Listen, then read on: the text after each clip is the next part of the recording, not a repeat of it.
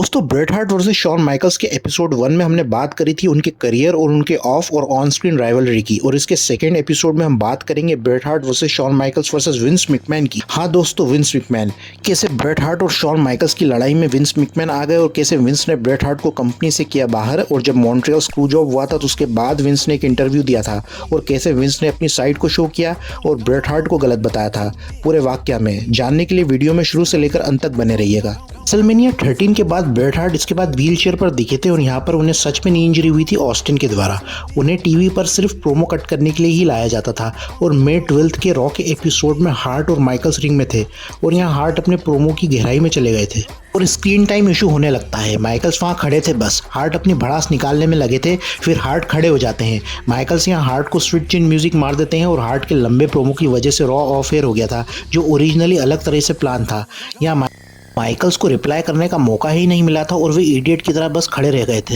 इसके following weeks Michaels ने कहा था ब्रेट हार्ट का अफेयर उस समय की WWE डीवा सनी के साथ चल रहा है, जबकि रियलिटी में सनी माइकल्स के साथ अफेयर में थी। हार्ट का रिलेशन सनी के साथ सिर्फ प्रोफेशनल बेसिस पर ही था। ब्रेट हार्ट इस प्रोमो से बहुत ज्यादा गुस्सा हो गए थे क्योंकि वे एक फैमिली मैन थे और उनकी पत्नी और उनके पिता और ब्रेट हार्ट के बेटे डेलेस को स्कूल में दूसरे बच्चों ने सनी को लेकर उनके फादर ब्रेट का मजाक उड़ाया था। यहाँ पर हार्ट की नफरत माइकल्स के लिए और ज़्यादा बढ़ गई थी क्योंकि शॉन ने मेरी फैमिली को बर्बाद किया है। उस समय पर रेसलिंग और पर्सनल लाइफ यहाँ स्टोरी लाइन में इन्वॉल्व नहीं होती थी। जिम रॉस ने माइकल्स के बिहाफ में हार्ट की फैमिली से माफ़ी मांगी थी। माइकल्स ने इसके जवाब में कहा था कि शायद मुझे ऐसा लगा था कि ब्रेट का अफेयर सनी के साथ है, हम दोनों के बीच हफ्तों तक बात नहीं हुई थी, लॉकर रूम में टेंशन का माहौल बना रहता था। इसके चलते किंग ऑफ द रिंग में दोनों का फेस ऑफ होने वाला था पर नहीं हुआ। इसकी जगह ऑस्टिन का मैच हुआ था माइकल्स के साथ। और इसके अगले मंडे नाइट रॉ के शो के स्टार्ट होने से पहले हार्ट और माइकल्स की गर्मी और ज़्यादा बढ़ गई थी। हार्ट अपने बालों में जेल लगा रहे थे बैक स्टेज लॉकर रूम में, तो उन्हें माइकल्स का रिफ्लेक्शन दिखता है। हार्ट माइकल्स के पीछे जाते हैं और कहते हैं हे शॉन। इसके जवाब में माइकल्स हार्ट को बहुत बुरी तरह से जवाब देते हैं और वे कहते हैं, और माइकल्स दरवाजे को जोर से भड़क कर चले गए थे। फिर इसके बाद हार्ट माइकल्स को ढूंढते हैं, माइकल्स उन्हें कहीं नहीं मिलते हैं। फिर वे वेट करते हैं उनके ड्रेसिंग रूम में। शॉन वहाँ से पास होते हैं और हार्ट सीधे उनके पास जाते हैं। हार्ट यहाँ माइकल्स को धक्का मारते हैं और कहते हैं कि कहना क्या चाहते हो बताओ। दोनों आपस में बहस करने लगते हैं जहाँ पर हार्ट ने माइकल्स को उनकी फैमिली को हर्ट करने के लिए गालियाँ देना शुरू कर दिया था, जहाँ पर दोनों में लात घुसे हुए एक दूसरे पर बरसाने लगते हैं। हार्ट माइकल्स के बालों को बहुत बुरी तरह से नोचते हैं जहाँ पर माइकल्स के बाल तक उखड़ जाते हैं और दूसरे रेसलर्स उनकी फाइट को रोकते हैं। इस वाक्यों को दोनों रेसलर्स ने अपनी अपनी बायोग्राफीज में अपनी तरफ से बयान किया है। इस इंसिडेंट के बाद माइकल्स ने कहा था कि WWE का लॉकर रूम कोई सेफ इन्वायरमेंट नहीं है और वे अपनी रिलीज की मांग करते हैं कंपनी से, और यहाँ वे डिसाइड करते हैं कि वे WCW जाएंगे जहाँ वे अपने दोस्तों के साथ रहेंगे, और मेन इवेंट कैंसिल हो जाता है। फिर दोनों रेसलर्स अपने घर चले जाते हैं और विंस माइकल्स को रिलीज नहीं करते उनके कॉन्ट्रैक्ट से। इससे पहले भी माइकल्स अपनी रिलीज की मांग कर चुके थे विंस से, पर विंस यहाँ माइकल्स को रिफ्यूज कर देते हैं क्योंकि वे माइकल्स को छोड़ना नहीं चाहते थे WCW के लिए। यहाँ पर ब्रेट हार्ट विंस को माइकल्स को फेवर करने के लिए ब्लेम करते हैं। रेसलमेनिया 13 के बाद से ही हार्ट हील हो गए थे, पर अमेरिका के बाहर वे फैन फेवरेट थे। यहाँ हार्ट फाउंडेशन की जंग उस समय फॉर्म हो चुकी डी जनरेशन एक्स के साथ कंटिन्यू रही थी। समरस्लैम 97 में माइकल्स रेफरी थे और गलती से वे टेकर को चेयर शॉट दे देते हैं और हार्ट मैच जीत जाते हैं। और समरस्लैम 97 की स्पेकुलेशन ये थी कि अगर ब्रेट हार्ट हार जाएंगे तो वो फिर से इसके बाद अमेरिका में रेसल नहीं करेंगे। अंडरटेकर उस समय तक WWE चैंपियन थे और हार्ट का फ्यूड उस समय माइकल्स के साथ ऑन और ऑफ स्क्रीन कंटिन्यू था। अंडरटेकर के साथ हार्ट के बैक स्टेज रिलेशन अच्छे थे और सितंबर से ही हार्ट और विंस के रिलेशन में खराब होने लगे थे। उनके कॉन्ट्रैक्ट को लेकर 1997 तक ब्रेट हार्ट, शॉन माइकल्स और अंडरटेकर WWE के मेन पिलर्स थे और टॉप स्टार्स थे। ऑस्टिन, रॉक, ट्रिपल एच भी उस टाइम पर कंपनी में आ गए थे, पर अभी नंबर 1, 2, 3 स्पॉट्स पर आने में उन्हें 1-2 साल और लगने वाले थे। और विंस यहाँ अपने किए हुए वादे से मुकर गए थे जो उन्होंने ब्रेट हार्ट से किया था कि WWE इतना फाइनेंशियली स्टेबल नहीं है कि वे हार्ट को इतने पैसे दे सके। फिर विंस हार्ट को WCW से नेगोशिएट करने का कहते हैं, पर वे हार्ट को भी WCW नहीं जाने देना चाहते थे, पर हार्ट विंस के साथ WWE में रहने का डिसाइड करते हैं। पर एरिक बिशॉफ यहाँ ब्रेट हार्ट को अपनी कंपनी में आने का और बड़ा ऑफर दे देते हैं, पर हार्ट तब भी एग्री नहीं होते हैं। वे विंस से पूछते हैं कि मेरा आगे का स्टोरी क्रिएटिव डायरेक्शन क्या होगा, तो विंस उन्हें बताते हैं कि 4 महीने तक उन्हें हारने के बाद WWE चैंपियन बनाया जाएगा और सर्वाइवर सीरीज का इवेंट उनके होम टाउन में होने वाला था, जहां वे शॉन से हारने पर मना कर देते हैं क्योंकि होम टाउन में वे अपना टाइटल नहीं हारना चाहते थे और वो भी शॉन माइकल्स के खिलाफ, तब तो हरगिज नहीं।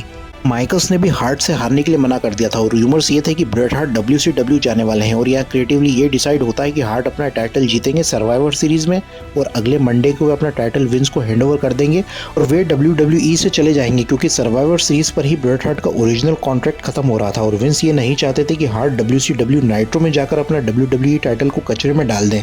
कि इससे पहले वुमेन्स चैंपियन एलेंड्रा ब्लेज ऐसा कर चुकी थी क्योंकि ये वो समय था जब WWE रॉ रेटिंग्स में WCW नाइट्रो से पीछे चल रहा था। हार्ट को अंदाजा था कि कुछ गलत उनके साथ जरूर होगा। डेवी बॉय और वेडर ने उन्हें वार्न भी किया था कि उनके साथ डबल क्रॉस होने के चांसेस हैं और वे विंस पर ट्रस्ट नहीं करें, वे उनके साथ क्या गेम खेल जाए। और जब उनका मैच स्टार्ट हुआ था सर्वाइवर सीरीज के WWE चैंपियनशिप मैच में तो क्राउड अटेंडेंस में 30,000 लोग थे जो एक रिकॉर्ड से कम नहीं था। माइकल्स की एंट्री होती है और वे कनाडा के फ्लैग पर गंदी हरकतें करते हैं। यहाँ हार्ट फेस हो जाते हैं और माइकल्स हील हो जाते हैं और मैच अच्छा चल रहा था। फिर दोनों परफॉर्मर्स अपने शेड्यूल के हिसाब से मैच में आगे बढ़ रहे थे। फिर वो मोमेंट आ जाता है जिस पर आज तक बात हो रही है। माइकल्स यहाँ हार्ट पर शार्प शूटर अप्लाई कर देते हैं। फिर विंस रेफरी हैबनर को बेल रिंग करने का कहते हैं और रेफरी वहां से भाग जाता है बेल को रिंग करवाने के बाद। ब्रेट हार्ट यहाँ शॉक हो जाते हैं और ये क्या हो गया और माइकल्स वहां से अपना बेल्ट लेकर भाग जाते हैं ट्रिपल एच और चाइना के साथ और ब्रेट यहाँ रिंग में खड़े रह जाते हैं और उनके साथ इतना बड़ा धोखा हो जाता है कि वे समझ ही नहीं पा रहे थे कि क्या हुआ। और विंस वहीं रिंग के पास खड़े रहते हैं और हार्ट यहाँ WCW का साइन करते हैं और विंस पर वे स्पिट कर देते हैं और वहाँ थोड़ा फोड़ी करने के बाद वे वहाँ से चले जाते हैं। हार्ट ने फैंस को अलविदा कहा और वे अपने आप को ठगा हुआ सा महसूस कर रहे थे। विंस बैकस्टेज चले गए थे और अपने आप को उन्होंने अपने ऑफिस में बंद कर लिया था। और फिर माइकल्स बैकस्टेज हार्ट से कहते हैं कि मुझे इसके बारे में कुछ नहीं पता, मैं ऊपर वाले की कसम खाता हूँ। अंडरटेकर भी बैकस्टेज प्रेजेंट थे और विंस को वे कहते हैं कि वे हार्ट से बात करें इस बारे में। फिर विंस हार्ट के पास जाते हैं और कहते हैं कि अपनी कंपनी को बचाने के लिए उन्हें ये कदम उठाना पड़ा था। हार्ट यहाँ विंस को एक जबरदस्त पंच करते हैं और कहते हैं कि 14 साल की वफादारी का उन्हें ये सिला मिला है। इसके बाद अगले रॉ के एपिसोड में विंस ने बैकस्टेज दूसरे रेसलर्स को अपनी साइड समझाई थी और बाद में उन्होंने एक इंटरव्यू भी दिया था जहाँ पर उन्होंने ब्रेट हार्ट को विलन और खुद को हीरो बताया था। उस इंटरव्यू में जिम रॉस ने या विंस से पूछा था क्या उन्होंने ब्रेट को स्क्रू किया है और विंस ने इसके जवाब में कहा था कि लोग कहेंगे कि मैंने ब्रेट को स्क्रू किया है और खुद ब्रेट कहेगा कि मैंने उसको स्क्रू किया है। ना तो रेफरी ने ब्रेट को स्क्रू किया और ना तो शॉन ने और ना मैंने, ब्रेट ने खुद को स्क्रू किया है। ये वाक्य सरासर झूठ था विंस की तरफ से। यहाँ विंस, शॉन माइकल्स और ट्रिपल एच इसके पीछे थे। विंस ने रेफरी अर्ल हैबनर को पहले से समझा रखा था कि जब ब्रेट और शॉन का मैच स्टार्ट होगा तो तुम्हें मैच को किस डायरेक्शन में एंड करना है। और यहाँ विंस ने आगे कहा था कि ये मेरी रिस्पॉन्सिबिलिटी है जब मैं अपनी तरफ से डिसाइड करूँ क्या सही और क्या गलत है। जब मैं अपनी तरफ से अगर कोई गलत डिसीजन लेता हूँ तो उसे मैं अपनी तरफ से ठीक करने की कोशिश करूंगा, ना कि उस गलत डिसीजन के लिए मैं सॉरी कहूँगा। ईयर 1997 तक WCW WWE से आगे चल रहा था और रेटिंग वॉर में WWE को जीतना था। यहाँ विंस ने आगे बताया था कि जहाँ तक ब्रेट को स्क्रू करने की बात है तो आपको टाइम के साथ चेंज और ग्रो होना जरूरी है, जो आपको आपकी ट्रेडिशनल रेसलिंग से आगे ले जाए और आपको कंपनी को लीव करने से पहले दूसरे सुपरस्टार्स को भी सेम रिस्पेक्ट देनी है जिसने आपको सुपरस्टार बनाया है और आपको प्रॉपर तरीके से उस ऑर्गेनाइजेशन को रिस्पेक्ट करना है जिसने आपको बनाया है। यहाँ पर विंस ने ये बात सही कही है कि जो मैनेजमेंट डिसाइड करता है कि आपको जीतना है या हारना है उसे आप रिस्पेक्टफुली फॉलो करें। ब्रेट ने कहा था कि उन्हें शॉन से हारने में कोई प्रॉब्लम नहीं है और खुद शॉन भी अपनी इस बात को रखते हैं, पर ब्रेट ने यह भी कहा था कि वे भविष्य के लिए शॉन के लिए कुछ भी नहीं करना चाहते और वे चैंपियनशिप को कनाडा में नहीं हारना चाहते हैं। बस यही वो बात थी कि विंस को ब्रेट हार्ट के लिए ये डिसीजन लेना पड़ा था। ब्रेट यहाँ कंपनी के डिसीजन को उन्होंने फॉलो नहीं किया था।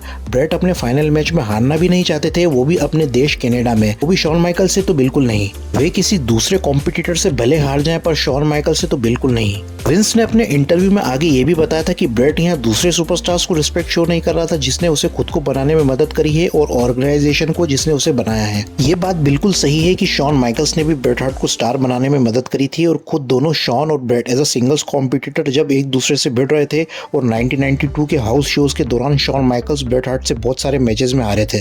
फिर यहाँ जिम रॉस विंस से पूछते हैं कि ब्रेट हार्ट को उन्होंने 20 साल का कॉन्ट्रैक्ट ऑफर करा था, फिर इसके बाद क्या हुआ था। फिर विंस यहाँ कहते हैं कि क्रिएटिव पार्ट के लिए ब्रेट खुश नहीं थे और फाइनेंशियल पार्ट के लिए मैं जिम्मेदार हूँ, क्योंकि उस टाइम पर WWE कुछ फाइनेंशियल लॉस से जूझ रहा था और मेरी और ब्रेट की डील हुई थी 3 साल के कॉन्ट्रैक्ट की, जहां पर ब्रेट को पे किया जाता $3 मिलियन से ईयर, जो कि मेरे हिसाब से प्रोफेशनल रेसलिंग की एक रिचेस्ट डील है, और वो भी 125 दिन 1 साल में काम करने के लिए। ब्रेट यहाँ शॉन माइकल्स की कंपनी में नंबर 1 स्टार होने से खुश नहीं थे, तो विंस ने उनके पे आउट्स और उनकी कंपनी में अपनी एक्सपेक्टेड डील को पूरा ना होने की वजह से विंस ने ब्रेट को WCW से बात चलाने को कहा था। लेकिन रियलिटी में ब्रेट हार्ट यहाँ WCW नहीं जाना चाहते थे और वे कंपनी में ही रहना चाहते थे, ऐसा उन्होंने अपनी डॉक्यूमेंट्रीज में कहा था। और यहाँ पर विंस ने अपनी तरफ से इस वाक्य को घुमाने की कोशिश करी है। रियलिटी में विंस यहाँ ब्रेट हार्ट से $3 मिलियन वाले ऑफर पर राजी नहीं थे और ब्रेट ने WCW फोन लगाया ये जानने के लिए कि वो ऑफर अभी भी है या नहीं। ये बात 1996 की है। फिर विंस से ब्रेट हार्ट के एक्शंस के बारे में पूछा गया था जो मैच खत्म होने के बाद उन्होंने किए थे।